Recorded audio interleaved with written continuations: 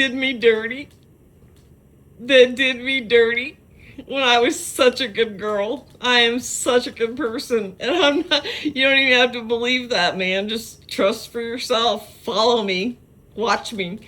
I am such a good person. And these motherfuckers.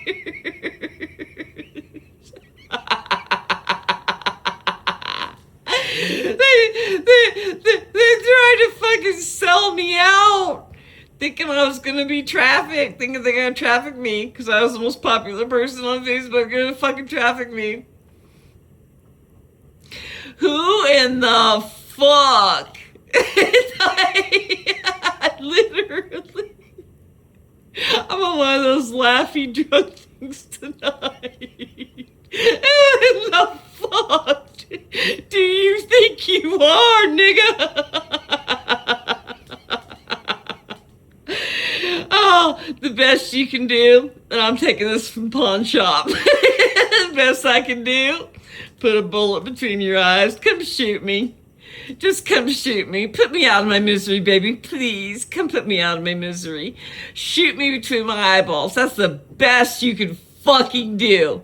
Because other than that, you've got a 2-inch dick that can't stand a candle to anything that's having to do with our Constitution. You're a fucking loser. You're a fucking treasonous fucking loser. And you will fucking see your day in court. You can have 100 people show up here to fucking kill me when the purge happens. I don't fucking care. I'm going out standing on my fucking ground because I'm an American citizen. This land was actually stolen from us. It was actually stolen from us. I'm American, Alaskan, Indigenous American. I do not feel like I should even be having to say these fucking words. I am putting effort into something I know I'm gonna fucking lose. I know I'm gonna fucking lose. You know why I know I'm gonna fucking lose? Because we already lost. We already lost. The European people came over and gave us diseases. They raped us. They raped my great-grandparents. They fucking raped my great-grandmother. They fucking killed us. They put us in camps.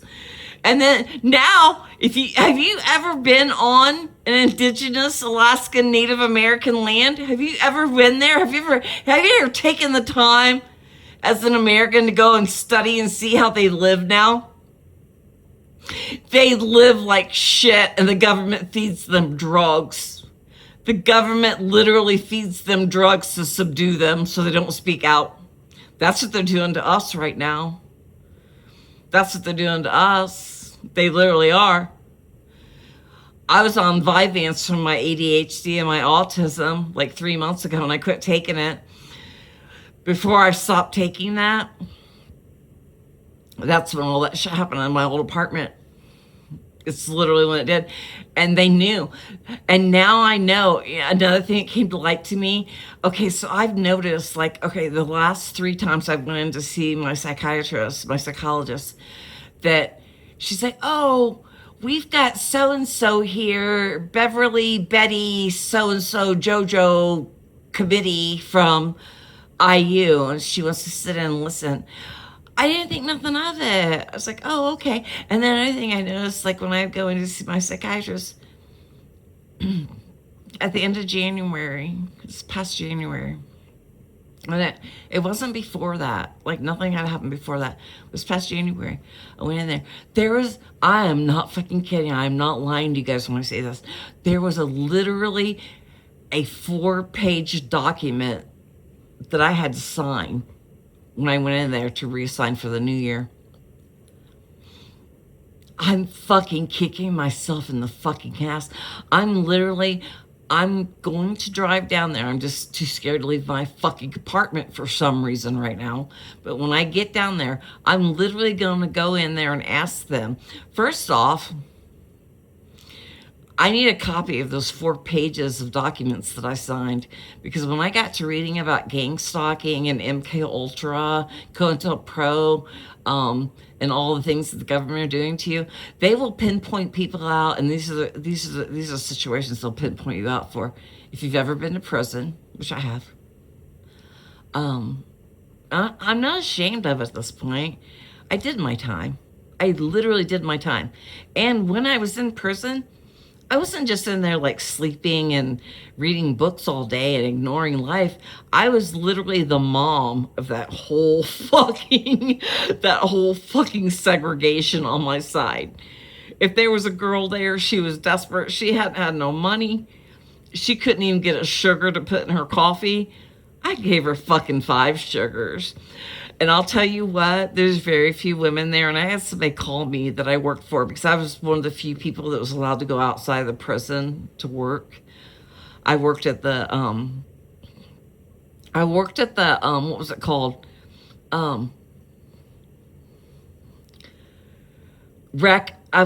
was Raccoon Park in Indiana. And I had the nicest lady that worked with me. That was the first time that me and like, and I know this is gonna sound like I don't want to sound racist in any way, shape, or form, but that's the first time I realized that African American people are they are so treated like shit. I was on there with this girl, and I think she had the hots for me. I really do. She kept flirting with me. But we went and we had to cut wood. Like, we literally had to cut wood at Raccoon Lake. We had to cut wood all day. And so her and I were assigned together, and we were sitting there and we're cutting wood. And I'm not gay for the stay. I'm strictly dickly. But she literally, like, she was sorting with me. So we went in, we were cutting wood, and we went into the barn. And I kid you not, I'm not joking with you, and I've seen this before because I'm a country girl. There was a 10-foot, it had to at least been 10 foot, it probably could have been 12 foot, a 12 or 10-foot brown snake that was crawling above the wood. I think some people call them wood snakes. It was fucking awesome. And she went to go carry that wood, and I was like, watch out, your buddy's above you. And she looked up. That black girl had literally never seen a snake in her fucking life. She ran and was screaming. I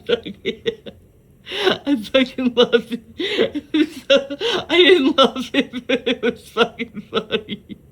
And it was literally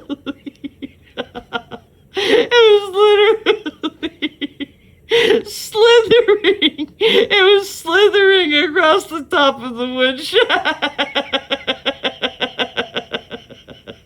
That black... She never came back. I still think about her to this day, and I wonder if she's okay. But yeah, I'm not a bad person. Like, literally, what I was gonna say is, when I left Rockville, and I had one of the people that I had talked to that was in my county that I had to, because I would have done another 6 months on top of what I did, but I ended up going on house arrest. They let me do 6 months of house arrest. So when I went in there to tell them, I had 120 messages waiting for me when I went in there to sign up for my house arrest. And all the girls, now this is what I was going to tell you guys. When I left Rockville, I was like the house mom there. I took care of them baby girls. I did. I literally took care of them. And I would have my husband send me extra commissary. I gave it away. Like, I literally gave it away. I didn't hardly eat anything. I went out. I worked all day. I worked like 12-hour days. I was one of like 25 of the 5,000 women that were in Rockville that was allowed to actually leave the premises and go to a facility to work. So, and I never turned in my times. You can turn your time and get money. I never turned in my times to get money. I didn't want their money. But when I left there, I will tell you, I started crying, like literally. there's at least 200 girls that put their arms up and they said, Sandra, we love you. Like, you know, they wish to be the best. Like, they literally were putting their arms up and screaming for me. They literally, being a good person is not a bad thing. It's literally not a bad thing. It will not be the worst thing you ever did in your life. It will probably actually be one of the best memories that you ever have in your life, to be a good person. Just be a good person. Literally. Just be a good person.